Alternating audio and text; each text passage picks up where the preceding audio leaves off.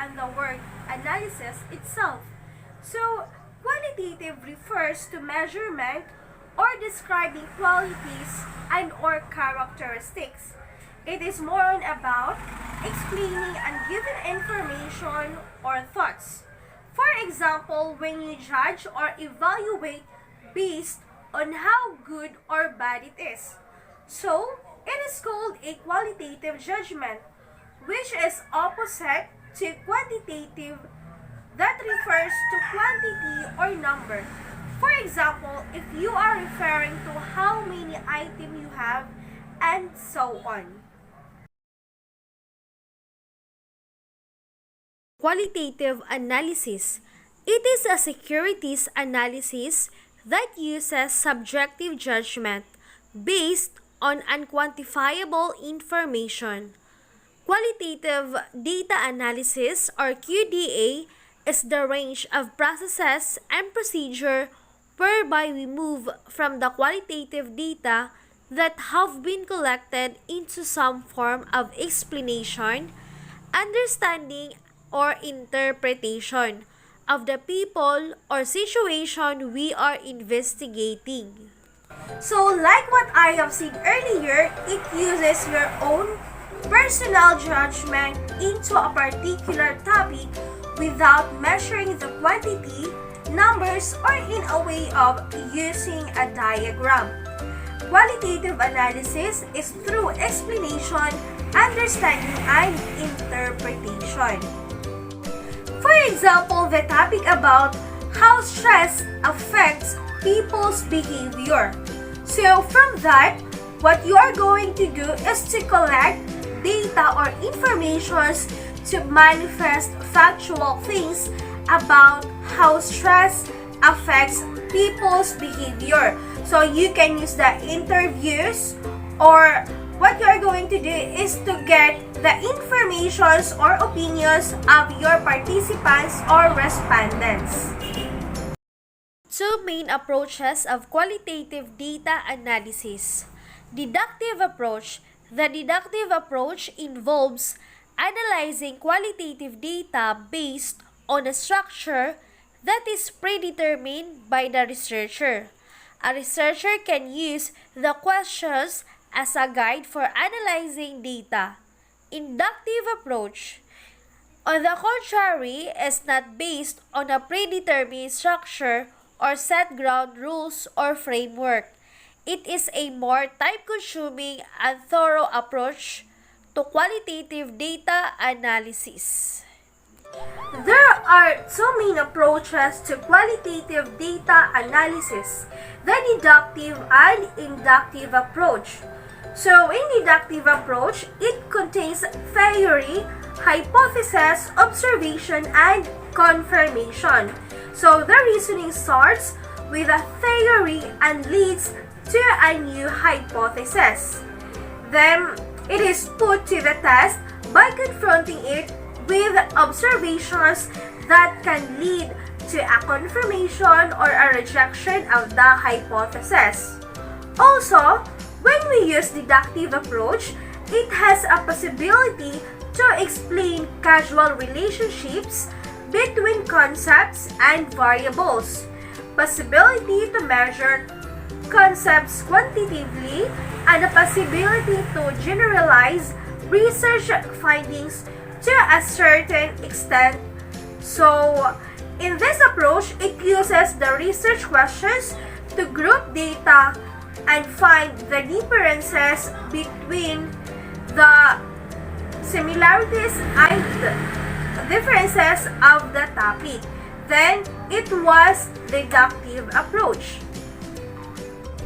Meaning, most of the time, inductive approach are used when the researcher, him or herself, have no idea about the topic or have a limited knowledge or insight. Another is, inductive studies do not deal with hypotheses in any ways. Purpose. Qualitative analysis aims to increase the overall understanding of the quality, characteristics, and meanings of the research object or topic. Meaning, our views and understanding to a particular topic can always be presented numerically or by using different diagrams. That's why we need qualitative approach to present our ideas and our thoughts to something. Reflection. This approach is aimed at gaining an insight into the thinking processes and opinions of the test taker. Qualitative interviewing involves a continuous process of reflection on the research. Reflection is intended to gain ideas and knowledge from the test taker. Verbal report or verbal protocols are a way of collecting qualitative data. They offer an insight into the thought processes of information. Verbal protocol analysis or VBA is a qualitative process tracing technique whereby participants think aloud while engaging in a task, arriving at a decision, or making a judgment.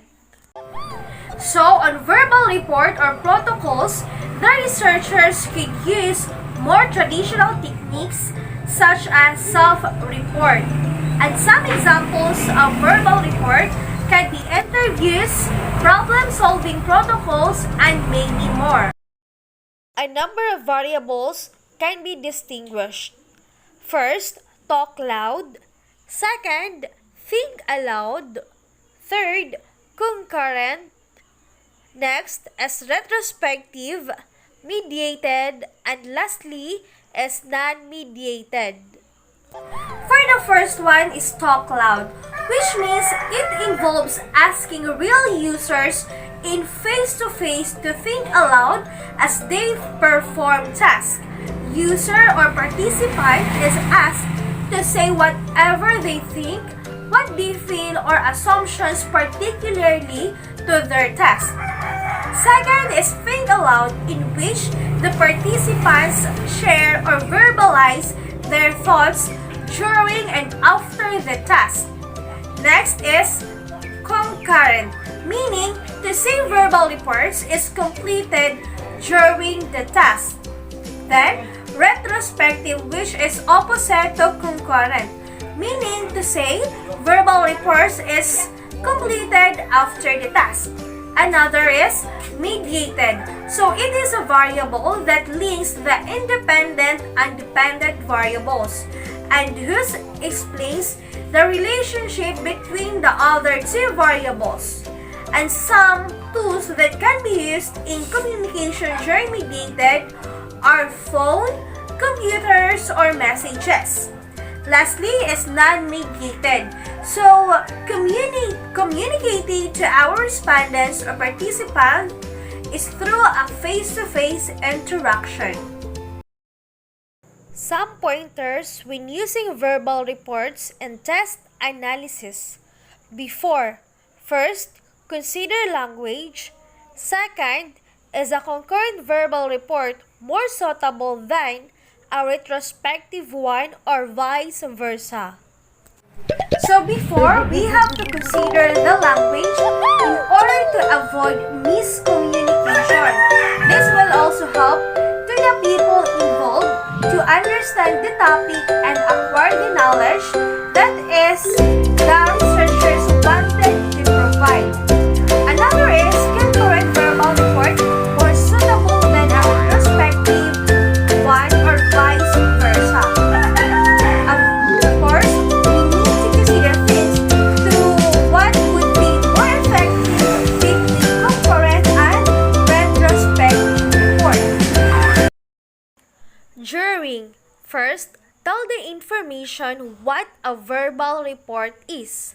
Another, give the information the opportunity to practice before the real report starts. Give feedback after the tryouts. Of course, as a facilitator or researchers, we have to explain what is a verbal report, what is the goal of verbal report so that the participant won't hesitate to join or to take part. So we have to prepare the people involved and give them advices to what should they do during the task. Meaning, we have to give feedback if it is good or bad, but let us try to give them an explanation with courteousness or acknowledge their contribution. After, try to process the data as quickly as possible. In any case, make notes for future reference.